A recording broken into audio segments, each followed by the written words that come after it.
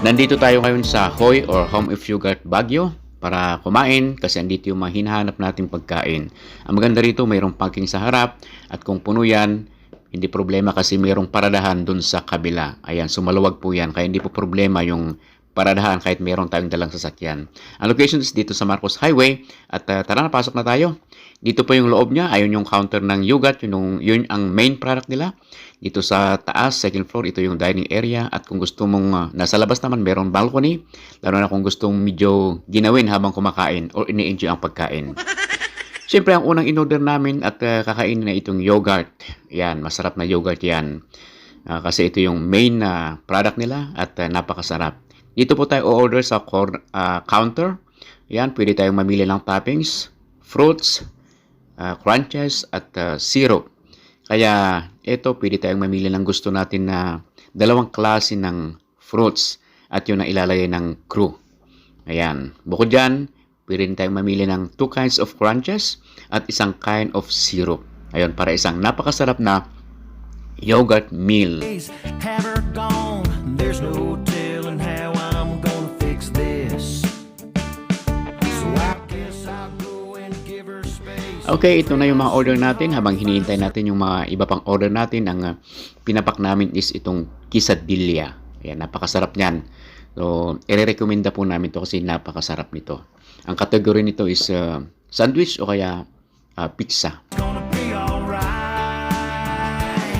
So now I'm out here all Kanya-kanya kaming order pero umorder pa rin kami ng extra para pagsaluhan namin. Tulad nito, beef bulalo. Ayan, so napakasarap nito. Kung makikita natin, sabaw pa lang, ulam na. Ito kasi yung isang hinahanap ng aking bayaw, yung legit na baka at eto na nga. Ayan, kung makikita natin, napaka-generous ng gulay niya, hindi tinipid. Meron pang mga mais at iba pa. Ayan, so bulalo, napakasarap niyan. Kaya enjoy ang aking bayaw dito. So bukod dyan, mayroon pa tayong extra na order dito. Ito, baked salmon. Ito rin yung isang hinahanap ng mga kasama natin, yung baked salmon. At dito natin matatagpuan yan sa Home of Yogurt Baguio. Ayan, yung aking order naman is, ito, ganito yan. Chicken parmigiana. O, yung kasama ko, ganun din ang order kasi napakasarap din itong chicken nila. alone walking this dog. Yeah, trying to come to grips with everything that I just lost. Itong menu na to ay meron siyang fried chicken na tostado at meron ng sariling sauce at may vegetables din at meron din siyang sariling rice. Okay, so ito yung aking order. Okay, kain na po tayo. Ang maganda po dito sa location na to, sa Marcos Highways, hindi siya hassle pag kumain ka dito. Hindi tulad sa town na bukod sa mahirap ang paradahan doon, pag sa peak season, napakaraming tao niyan. So, ang hirap kumain. So, maganda rin po rito. Ito rin yung isang order namin o order ng pamangkin namin dahil hindi niya kaya. Hindi niya kayang ubusin yan. So, shinare niya at napakasarap din itong klase ng pizza na to. My number moving with her mom. So Okay, so napaka-blockbuster talaga nitong bulalo. Sarap pagsaluhan, So, kahit marami kayo dito, pwedeng-pwede yan.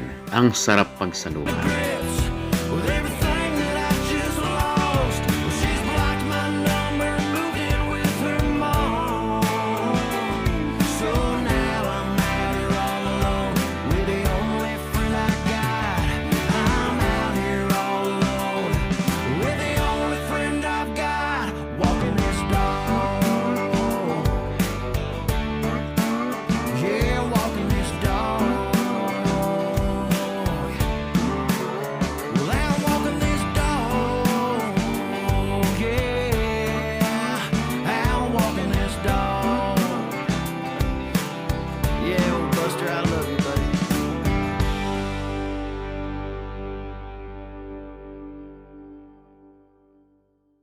Okay, tapos na kami at ubos ang laman ng plato. Pag ubos ang laman ng plato, dalawa lang yan eh. Una, either masarap ang pagkain o talagang gutom ka. Pero talagang masarap yung pagkain. Kaya babalik pa kami dito para tikman din yung mga ibang offer nila. Dun sa presyo naman, tama lang, okay lang kung sa food quality, quality ng service at ang pinaka-importante yung lasa.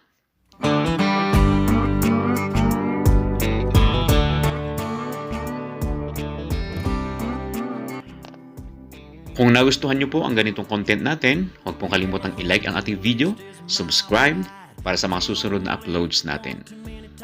Looks like she's had all she could take of me. She left me a note on the bathroom sink, said she needed some time to